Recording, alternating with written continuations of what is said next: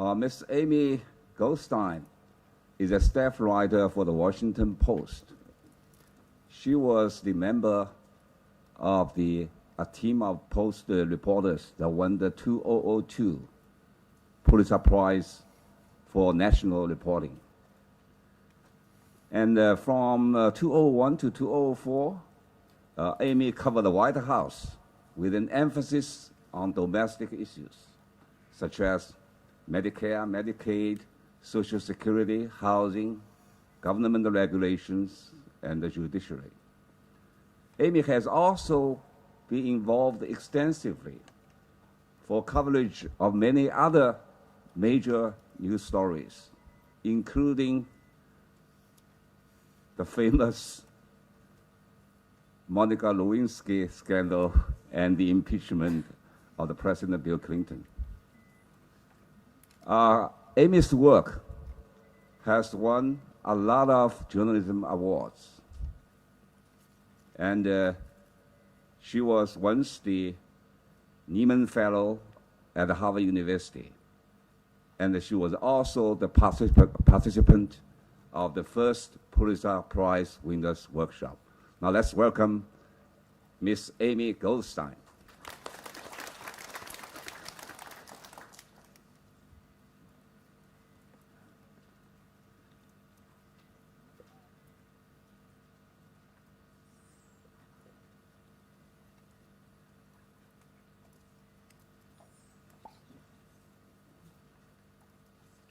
Thank you for that nice introduction, and thank you for so many of you coming this morning. This is a really impressive and flattering size audience.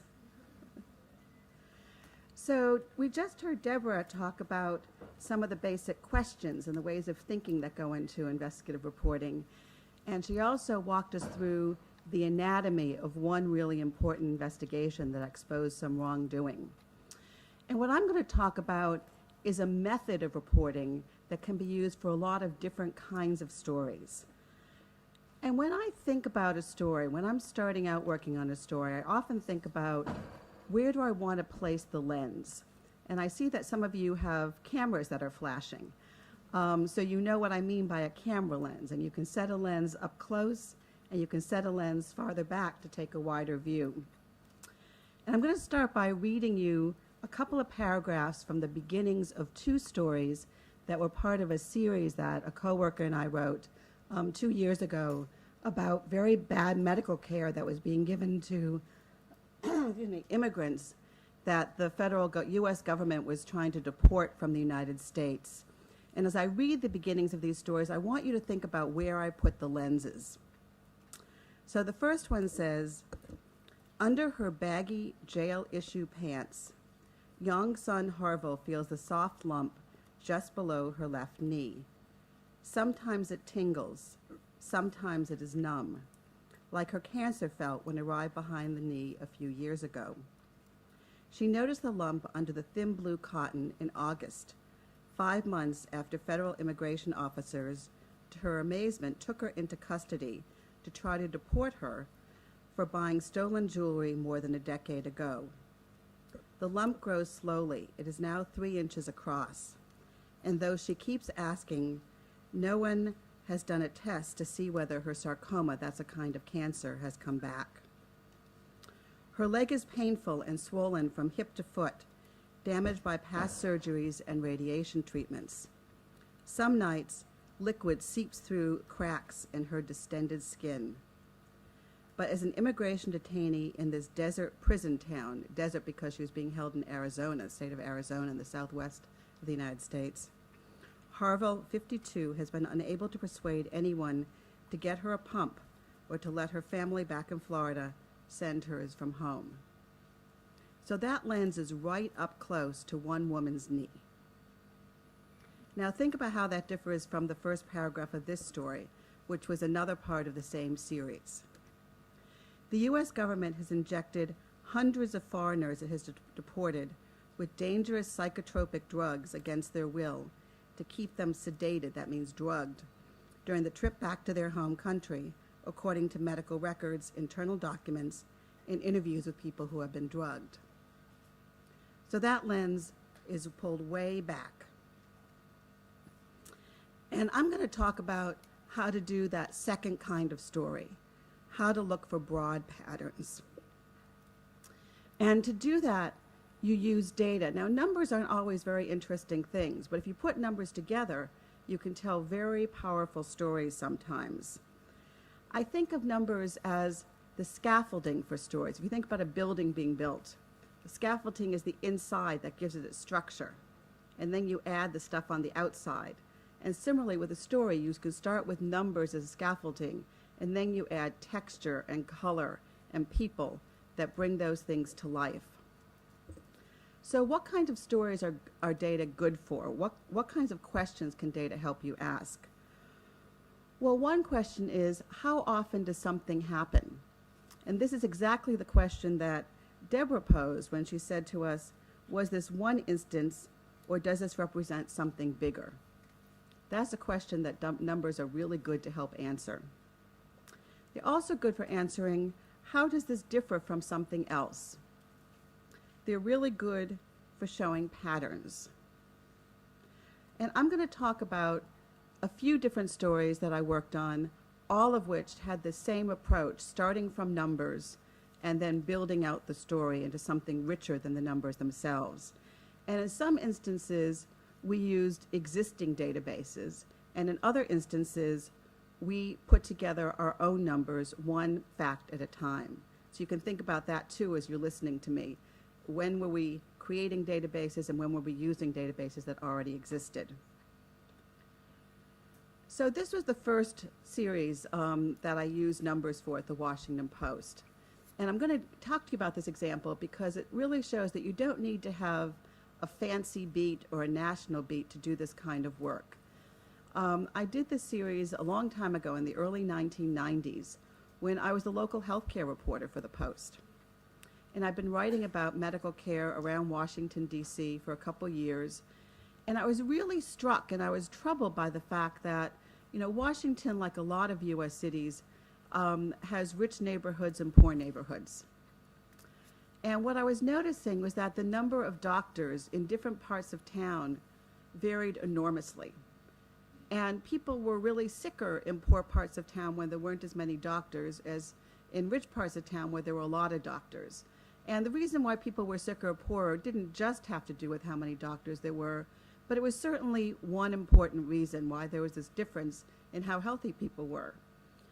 And what I wanted to do was show what this looked like. So that was the reporting question. What do these two worlds of care in the U.S. Capitol look like? In some cases, just a few miles apart. So where did the information come from? Well, I got a list from the American Medical Association, which is the main professional organization of doctors in the United States, of every doctor who worked around Washington and their zip code, which is kind of a geographic way of saying what part of the city did they work in. So that was good news. This was very detailed information. It showed who the doctor was, what their address was, what kind of doctor they were, whether they were a family doctor or a fancy, very specialized kind of doctor. Really good information. But there was also a piece of bad news. This was the early 1990s, and not as much was computerized as is today. So this information came on a thick, really thick stack of paper. And we hired people to key punch in, to type in all this information so we could create a database. And this is what it looked like. So it shows first the number of physicians, that's at the left. The number of PCPs as primary care doctors. Those are people like family doctors or internists who kind of take care of your whole body. They're not specialists. We showed how many of them worked in offices versus in hospitals, so how many were just out in the neighborhoods.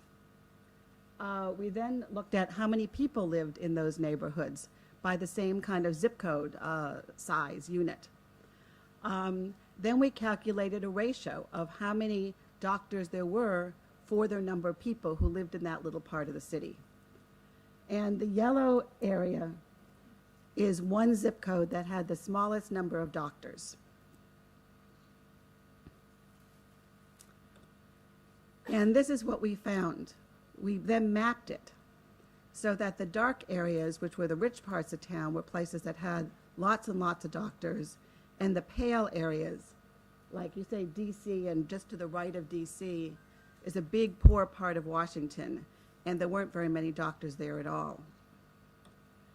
And then I wanted to look at, well, how does the number of doctors relate to people who are healthy or sick? So I asked a university professor who worked on healthcare to help me do this analysis. And he had this clever way of thinking about things, looking at how many people were admitted to the hospital for basic illnesses like asthma, things that if you were getting good medical care, you would never be hospitalized for. So if you saw a lot of people admitted to a hospital in a certain part of town for that kind of illness, it was a way of thinking that these people didn't have good access to health care. And in this case, dark means a lot of people. So if you look at that dark area just to the right of, that's a river there in Washington where there's a gap, you can see that the number of people going to the hospital lot exactly matched up with where there weren't many doctors. So those were the numbers, but I didn't want to stop with the numbers.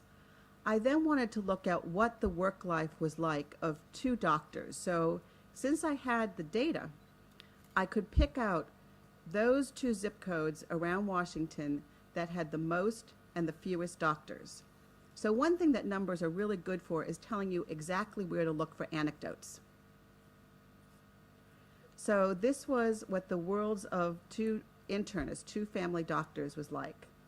And it shows how many people lived in that area, how many poor people, people below poverty, lived in that area. We got that from other data, from census data. And then some figures about how many doctors there were. You can see the difference, big bar, small bar, different parts of town. And then I went and found a doctor who was willing to let me hang out with him, who worked in each area. And I'm just going to read you a teeny bit from each of the beginning of each of their stories.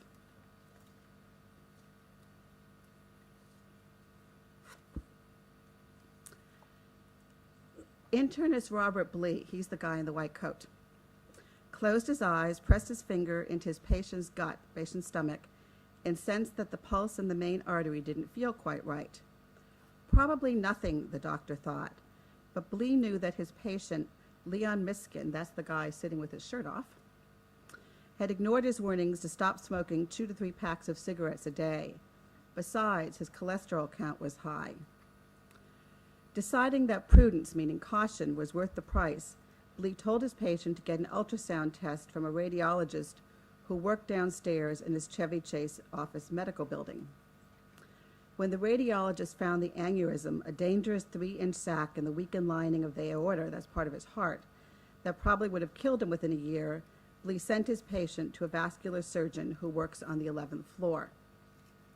So all these doctors were in the very same office building. Well, compare that to the work life of this doctor who worked in the part of town that didn't have very many doctors at all. On the roof of a shopping center, a shabby strip along Benning Road Northeast, that's in a poor part of Washington, D.C., where drunks gather and a murder occurred last year, are 2 small signs for the doctor's office that fill the 2nd floor. One sign reads, Family Dentistry, Children and Adults. The other announces the presence of a general surgeon and a foot doctor. But the podiatrist, the foot doctor, retired in 1992. Both the surgeon and the dentist are dead. These days, Robert Yancey, that's the guy in the white coat in this picture, is the only doctor using the cavernous space. He arrives late in the afternoon after his full-time job at a nursing home has ended for the day. 4 evenings a week, the internist unbolts the heavy locks, carries his medical supplies up the steep flight of stairs, and treats patients into the night. Many of them are elderly and most of them are poor. The patients require elementary, simple kinds of care. They weigh too much, have high blood pressure or arthritis, and have been taking old medicine. The work is not glamorous. Yancey skirts rats in the basement when the boiler breaks. But he is keeping a promise to the surgeon, his late friend and mentor, that he would treat his patients as long as he could. So that's a doctor working very much alone. So there you have it, going from numbers to a much richer human scale about what working in two different environments is like. Well, let me tell you a totally different kind of story that relied on numbers. Does anybody know who this man is? His name is John Ashcroft, and he was the Attorney General, the top legal guy, in the Bush administration right after 9/11 happened. And right after 9/11, I spent a number of months writing about what was happening after the attacks. And part of the work that I did was about a very new and different government policy that George Bush, who was president at the time, that his administration put into effect to arrest a lot of Middle Eastern men who the government was worried might be terrorists. So a lot of people were arrested. And this was the man who carried out that policy. And we wanted to know who was being arrested and for what reasons and on what legal basis the government was holding people in custody. So we tried to do it the easy way. We asked the government. Deborah mentioned that there are laws in the United States that let you ask the government for public information. So we said, who are you arresting? Well, the people who worked for this man didn't want to tell us. They said, this is secret. The country is under threat from terrorists. We're not going to tell you. So having failed to do it the easy way, we did it the hard way, which is we went out and found people ourselves. And we did it in part. I worked with 8 reporters who work at my newspaper also to do this. We did it in part by looking at newspaper stories in smaller towns all around the country that sometimes had little articles, or in this case not such a little article, talking about somebody locally who'd been arrested. And this was my favorite one of these. We called it the Crazy Tomato Guys, because the owner of a restaurant called the Crazy Tomato in this small town in Indiana was an Egyptian. He was living in the United States. He'd become a naturalized U.S. citizen, but he started out as an Egyptian. And he had hired a bunch of other young guys from Egypt who were living in the same small Indiana town to work with him. And one day some federal agents came and arrested them all and took them to Chicago for a week to check out whether they were terrorists. And ultimately the government decided they had nothing to do with terrorism, but really shook up these guys. So we found stories like this, and we talked to immigration lawyers, and we talked to civil rights organizations all around the country trying to find examples of people who were arrested. And then we typed them up into a database. So this was another use of a database. And we found at the time, the one thing the government was saying was that at the time, this was just a couple months after the 9/11 attacks, there had been about 1,100 people arrested all around the country in this anti-terrorism detention campaign. We found 235 of those people just kind of looking around on our own. And the database, as you can see, has the last name, first name, the age of the person, the city where they were arrested, the state where they were arrested, the state where they were being held, the date they were detained, if they had been released and we knew at what date they were let out of jail, why they were detained, if we could figure that out, who their attorney was. Not everybody had a lawyer, but if they had a lawyer and we knew it, that was really helpful because we could ask the lawyer, like, who were these guys and what do you know about why they were being detained, the nationality they came from, and what the legal justification was, whether some people were being held because they had expired visas. Some people were held because they had committed tiny crimes, really small crimes. The government was using that as a justification to keep them in prison without bond. In other words, they kept them in rather than letting them pay money to get out of jail. So we put all that together in a database. And these are starting from small facts, but you add them all together. And we came up with a story that talked about this whole campaign to arrest people. And from that database, we were able to show the patterns of what nations people mostly came from. So you can see that the most common nationalities were Egyptian, like our Crazy Tomato Guys, and where they had been arrested, where in the United States they had been living. So it was Texas and New Jersey and California. In other words, states that were big states, or states that had a lot of Middle Eastern men living in them. So that was a second example of a database. And I'm just going to walk through a couple more and show you just the diversity of things that you can use data for. So do any of you know who the man is on the left? George Bush, right? But you probably don't know who the man is holding up his hand. His name is Samuel Alito, and he's now a member of the U.S. Supreme Court. And one of the things that presidents of the United States get to do is they pick members of the Supreme Court, which is the highest court in the United States. And in the beginning of late 2005, the beginning of 2006, somebody was retiring from the court, and Samuel Alito was picked by President Bush. Well, there was a big political fight about his selection by the president. And there were people who were liberals, political liberals, who were opposed to George Bush, who argued that Sam Alito was a really extreme ideologue, that he was very conservative, and he shouldn't be allowed to be on the court. In the United States, the president gets to pick who he wants to be on the Supreme Court, but then the U.S. Senate gets to decide whether that person actually gets to be on the court. So there's always a big fight in the Senate and people lobbying the Senate over a Supreme Court nomination. So the liberals were all yelling and screaming that this man was too conservative to be on the court. And the conservatives, you might imagine, said, what? No, he's perfectly normal. He thinks just like every other judge. And this was a really hot, big fight. Well, I was sitting in my newsroom, having been assigned to cover his confirmation. And I thought, wait a second, there's a way to answer this question. This man had been a judge on a federal appeals court, which is a pretty high-level court in the United States, not as high as the Supreme Court, but just below it, for 15 years. He has a record of being a judge. If we just read some of his cases, we can figure out whether he was an ideologue or not, whether he was really extremely conservative or whether he was kind of a mainstream thinker. So I persuaded my editors, and as Deborah was saying, editors aren't always fans of ambitious ideas that reporters have. And I told my editors, well, we just need to read a few hundred of his cases. No, we're not lawyers, but we can figure this out. So I begged and pleaded, and I finally persuaded my editors after a couple weeks that this question of whether or not he was too conservative to be considered a mainstream judge was a really important question that went to the heart of the political battle over his nomination. So finally, my editors said, okay, I'll give you 6 reporters to work with.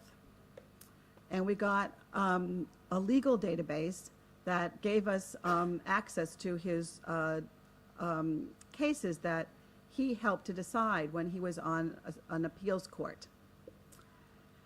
Well, sometimes when you do this kind of work, the decisions you make really matter about how you go about it, because there were hundreds and hundreds and hundreds of decisions that he had been involved in deciding in 15 years on this appeals court.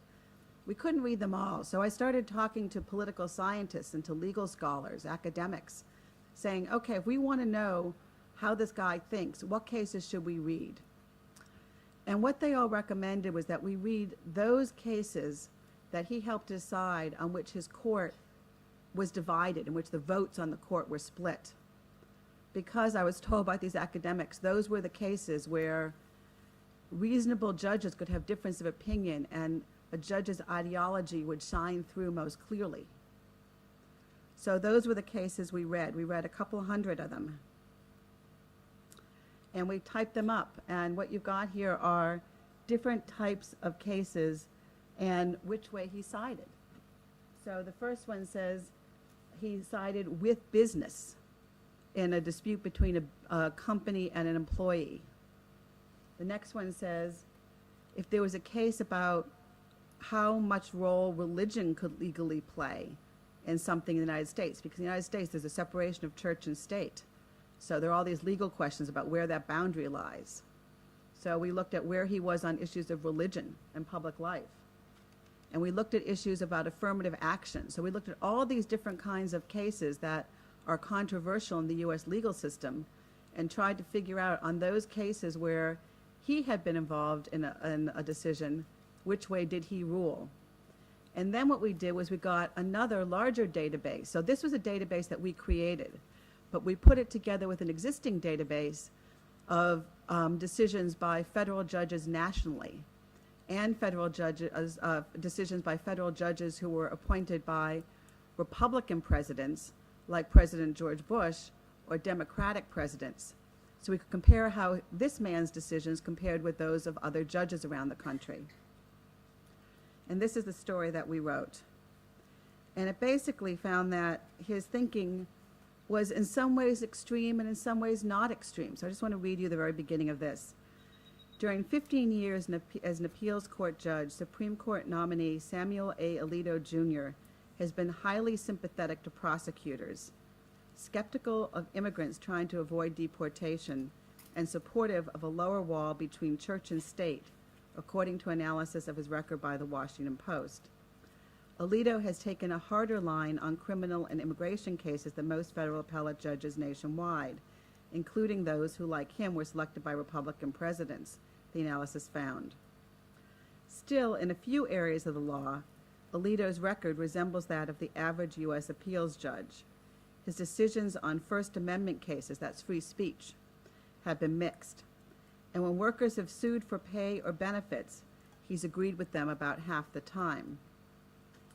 The analysis, based on a database developed through a review of more than 200 cases, so those are all the cases that my 6 coworkers and I read, show that Alito helped, more than 200 cases Alito helped decide on the U.S. Court of Appeals for the Third Circuit. So that's the court on that he served, which covered part of the northeastern part of the United States, disputes that arose there.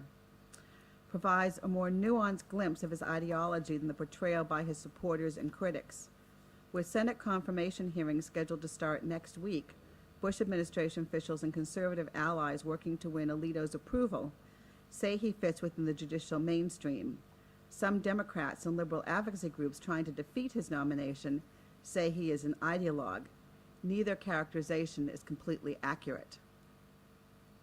So that's how we were able to cut through the political spin by creating our own database. And I'm going to show you just one more example. So this was basically the graphic that we had in the paper showing how his rulings went and how they compare with other judges. So this is the last story I'm going to talk about, and it goes back to, remember I read you the beginning of those 2 stories about immigrants who are being detained by the federal government? Well, those were from this series. And it was a series that I worked on for nearly a year with a really wonderful colleague of mine, a woman named Dana Priest, who's just one of the best and most well-respected and well-known journalists in the United States. And Dana's won 2 Pulitzers on her own. She's a great reporter.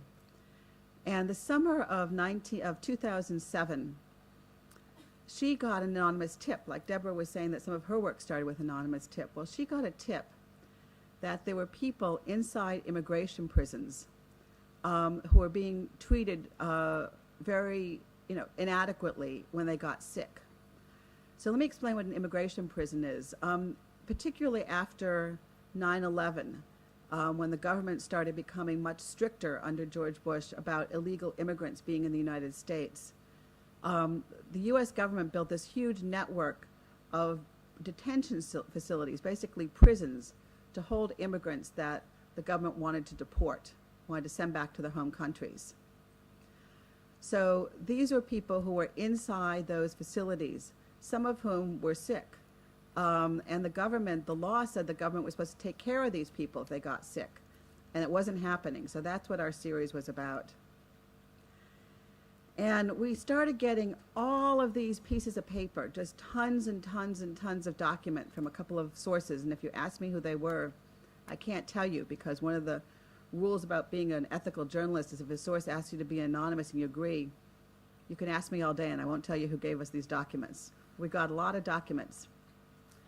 And some of them showed people who had died. We had a database that we got as part of this, and we also had individual records of death investigations showing people who had died inside these immigration prisons. So for each person who died, we typed up something like this. And we have their name and something about where they were held and, again, what nationality they were from. And, we basically put all that together for each person into a big database. And you have on the left each person's name. DOD, second column, is their date of death. The third category is the cause of death. The fourth category is just their ID number inside these immigration prisons. And then we had a little summary. So you can see the first one says a transvestite, meaning a guy who sort of acted like a woman. And he had HIV, he had AIDS, and he was given wrong drugs, and he died from wrong drugs. And then the category that says themes was if we had evidence, sometimes from these internal reviews, that people died who, if they'd gotten good care, wouldn't have died, we made note of that. So we're able to say, you know, it's best, and we also showed some of these documents to outside doctors who are familiar with medical care in prison and said, what do you think of these cases? Because we have these reviews, these internal investigations from the government that showed that that concluded that some of these people shouldn't have died. Does that seem right to you? So we tried to get outside verification of what we were seeing in these documents. And from that, we put together a map showing that each of these dots is a death. And the bigger dots are the deaths that we thought shouldn't have happened. So it shows this pattern of people all around being held in these immigration prisons all around the country who are dying. And if you look at the bottom right, it says death by age group. You can see how young these people were. There were a lot of people in their 20s and 30s and 40s who were dying inside these facilities. So that was one thing. So the woman whose story I read you the first paragraph of when I started talking, she was one of the people who hadn't died but was currently being held inside one of these immigration prisons. That was one part of our 4-part series. The last part of our series was looking at something related but different. It wasn't so much what was happening to people while they were inside these prisons, it was what was happening to people during their trip when they were being deported by the U.S. back to their home country. And what some of these documents that we got from these anonymous sources taught us was that the U.S. government was sometimes giving people really heavy-duty drugs, drugs that normally are given just if somebody has a severe mental illness, like they're schizophrenic. And the U.S. government was sometimes giving these drugs to people who weren't mentally ill to keep them calm, to keep them from protesting when they were going back, being flown back to their home country. So we created a database out of each of those cases too. And this document that I'm showing you here was like gold, because for each of these cases where somebody was drugged, we had a report that a nurse or some other kind of medical person who flew with that deportee on the airplane had to fill out and turn into their boss. And it listed whether there was a psychiatric reason or not, and it listed what drugs they were given and in what size doses. This was like a pretty fabulous thing to have all these documents that showed this. So what's in yellow here, you can't read it very well, but it shows the time, every time during the trip somebody was given an injection of this drug, it's listed in there. We also had an existing database of who it was who was drugged. And these were called as behavioral escorts. That's not my handwriting, it's the handwriting of somebody inside the government that the sources who gave us this stuff had access to these inside reviews. Behavioral escort means that these people were drugged just because they thought they might be troublemakers, not because they were mentally ill. So that's a list of everybody who was drugged. And you see it says psych history. That's the fourth column over. And in most cases it says no, for N for no, meaning there was no psychiatric reason to give these people this medicine. It was just being done to calm them down. So that was our story. And we were able to write, I read you the beginning of that story, but we were able to say very precisely how often people got drugged. And I'm looking for a paragraph where I can read you these numbers. Well, we'll just skip that. So again, we went from these numbers to the people. We wanted to know who the people were who were being affected, because we didn't want just to write this dry numerical story saying X number of people were drugged in these years. This was, by the way, because we had all those reports with doses, we were able to write a graphic with the date of each person's trip and how much of this drug they were given. That's what that chart shows. It went with that story. So here's one of the people who was drugged. He was a man named Michel Shango. And he was a journalist, actually, from the Congo, who had been living in the United States for a while and had a visa violation and was deported back to his home country. And he'd been living in the United States in Charlotte, North Carolina. He and his cousin co-owned taxi service, a limo service. And he had married another woman from the Congo who he'd met in the United States, and they had 3 kids who were all born in the United States, so they were U.S. citizens. And he was taken into custody, and he was very, very afraid of going back to the Congo because it's a very repressive government. And he was worried that because before he left the Congo, he'd been writing stories as a journalist that the government didn't like, that he would be arrested or he might even be killed if he went home. So he had protested his deportation, saying that he deserved to stay in this country because he could be in great danger if he went back home. Well, finding people like him, as you can imagine, wasn't really easy because they were already outside the United States. I mean, by definition, all of these people already had been deported. That's why they were drugged. So in his case, I had the name of a former lawyer of his who eventually agreed to give me the name of his cousin, who he ran this limousine service with. And he gave me the name of an email address of a friend that Michel Shango was staying with in a country outside the Congo but nearby, because he was in hiding because he was afraid the government would find him if he went back home. So I sent an email, never knowing whether anyone on the other end was actually going to get it. And a couple of days later, I got a note back saying, "I'm Michel Shango, I'd like to talk to you." I was really happy that day.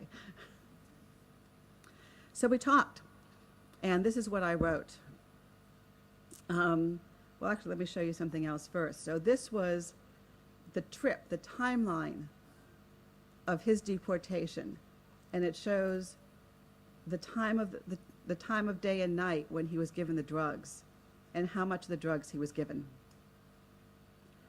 So I wrote, "The first time immigration agents tried to deport Michel Shango, he slammed his head hard against the outside of the van that had come to pick him up at Atlanta's city jail." He was being held in New Jersey, even though he'd been living in North Carolina. "Instead of being driven to the airport, then flown to the Democratic Republic of Congo, he was brought back to the jail so his wound could be tended to. I asked him why he feared being returned back to his country. An immigration officer wrote of the incident. Shango, now 42, replied that he'd been a journalist and had written articles critical of the Congolese government. Detainee stated," this is from the immigration officer's report, "that he might as well die trying to avoid deportation," a second officer wrote, "because they will kill him as soon as he gets back." On February 28, 2007, 3 months after the first deportation attempt was aborted because of the headbanging incident, 7 guards arrived at the Atlanta jail to make a second attempt. Shango glanced at his watch. Wait a second. The dramatic end will come momentarily.